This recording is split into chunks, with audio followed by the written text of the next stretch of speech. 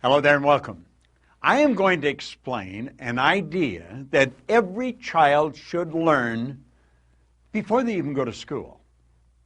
And yet, most people go right through their life and never really understand it. Dr. Maxwell Maltz, around 1960, said it was the greatest psychological discovery of his generation. It's on self-image. You see, you and I have an image of ourselves. It's how we see ourselves. I know there's a reflection come back from the mirror. I can see me. That's a reflection of my physical being. But that's not how I see me. I see me in my mind. And it's based on information that I have on me. Now, some people have a lot of false information, so they've got a very false self-image. Around 1960, Dr. Maxwell Maltz wrote a book called Psycho-Cybernetics. Cybernetics was a new idea. Cybernetics was something that was discovered around the Second World War by a physicist and a mathematician, Weiner and Rosenbluth. They didn't even have a name for it. And it was used for heat-seeking missiles. And they pointed out that cybernetics is the science of control and communication in the animal and in some machines. And what it does, it measures deviation from a set goal, sends information into a coordinating mechanism that'll correct the output and keep whatever it is moving towards the goal. Well, do you know you have a cybernetic mechanism locked up in you? Now what I've just said may not make any sense to you at all, but before you finish watching this video, it's going to make a lot of sense. Now, if you've heard me speaking at any event or in any video or audio, you've heard me talking about paradigms. Paradigms are nothing but a multitude of ideas, a multitude of habits that are fixed in the treasury of our subconscious. Paradigms are partly genetic and partly environmental. In other words, the ideas are built right into the genes at birth. That's why we look so much like our relatives. So when we tie all these together, it makes a very interesting story. And I'm going to ask you to sit back, take notes if you want, but really pay attention. If you have kids in school, this is critical. If you're in sales, your sales will skyrocket. Relationships, just anything that you're going to do is dependent on how you see you. So let's think about it. Cybernetics and paradigms. Very, very interesting subject.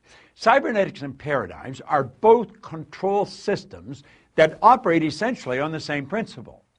Both maintain a definite course of action and will not deviate from the course that has been established. You must alter the paradigm to achieve the result that you desire. Now think about that for a moment. You'll see people stuck at a certain level. Go ask any sales manager to give you the names of their salespeople, and they can tell you what those salespeople are going to do next month and next year. Why? Because they're programmed. They just come in about the same, maybe up and down a little, but they come in about the same. How about athletes? Every coach will tell you exactly how they're going to play. There's patterns. They're called habitual patterns. Well, that's a paradigm. Now, this is a beautiful concept, so let's understand it. Cybernetics and paradigms, all right? There's a thermostat. Now, a thermostat in your home is a cybernetic instrument.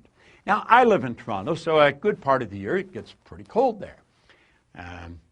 Other parts of the year it gets pretty warm. But in the winter, you would have your thermostat set to control the room temperature at around 70 degrees. Now, you could be sitting there reading a book or something, and all of a sudden you feel a draft around your feet, and you're starting to feel a little cool, and you think, what's going on? So you go and look at the thermometer, and you notice that the temperature is not 70, it's dropped to 65 degrees. You start to investigate, you think, what's wrong? And you'll notice the front door's open. Now, it used to be, when I was a little boy, you'd go and check on the furnace, because maybe the furnace had gone out. And you'd have to shake all the ashes down and build another fire and get it going again. Not today. Today we've got cybernetic mechanisms hooked up to our heating system. You see, the thermostat measures the deviation from the set goal. What was the set goal? The set goal is 70. But the temperature is at 65. Things have changed. The thermostat sends a message to the furnace, and automatically the fire's turned on. The fan's turned on, and the temperature starts to rise. And it gets up to 66, 67, 68, 69, and it'll take it right back until it's back on course at 70 degrees. And then the fire and the fan are turned off. Now think of that. And it all happens automatically. That's a cybernetic mechanism. Interesting, isn't it? Do you know you've got a cybernetic mechanism in you? Let's look at it another way. Let's look up at the sky. Here's a big plane. Now, the automatic pilot on a commercial plane is a cybernetic instrument. That's exactly what it is. And you see, a flight pattern is programmed into the plane's computer system. When the plane goes off course, the cybernetic system measures the deviation from the said goal, and it corrects the flight pattern. The plane is brought back on course. It's correct. Do you know a rocket going to the moon is off course 97% of the time? Let's take a look at it from a different perspective. There's a plane leaving Chicago, and it's flying to Paris.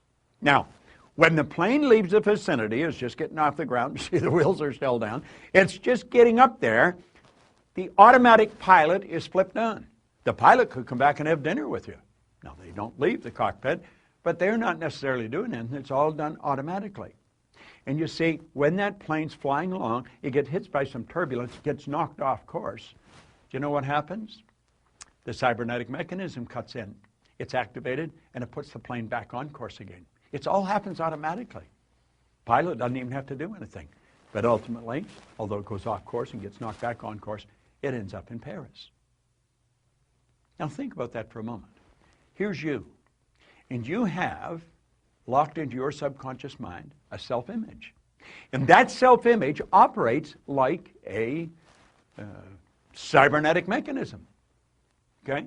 Your self-image is a cybernetic instrument. Now, let's suppose your self-image is that you are overweight.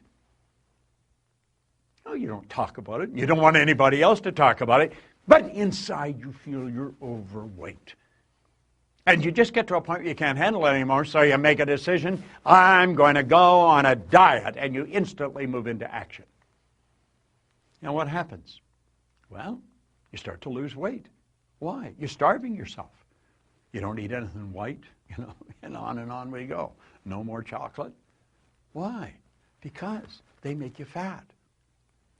That's not what makes you fat. It's the image that makes you fat. If you had a skinny image, you could eat all the chocolate in the world. You just pass off what's not needed for the manifestation of the image through your eliminative system. Eliminative system is one of the systems in your body. Now here's the point. When a person who is overweight goes on a diet without changing or altering the self-image, any weight loss is temporary. That's why people gain and lose tons in a lifetime. Say they lose it, you're automatically programmed to find whatever you lose. The self-image, being a cybernetic instrument, measures the deviation from the said goal and immediately corrects the course. The weight that was lost will be found. You see, you look at the scales, you don't relate. That's not really me. That's not really me. So what happens? The weight's put back on again. Isn't that interesting? I know. If you have a weight problem, you're saying, damn, I never knew that. Well, now you do know it.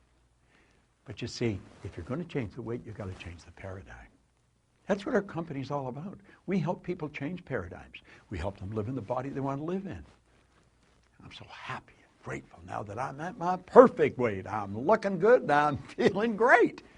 You can do that. You can live the way you want to live. You're God's highest form of creation. Where's another area that we could use? Well, you can use it in any area.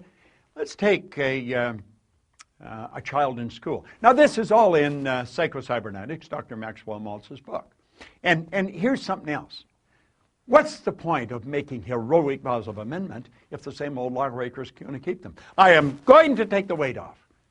But you don't change the lawbreaker, the paradigm.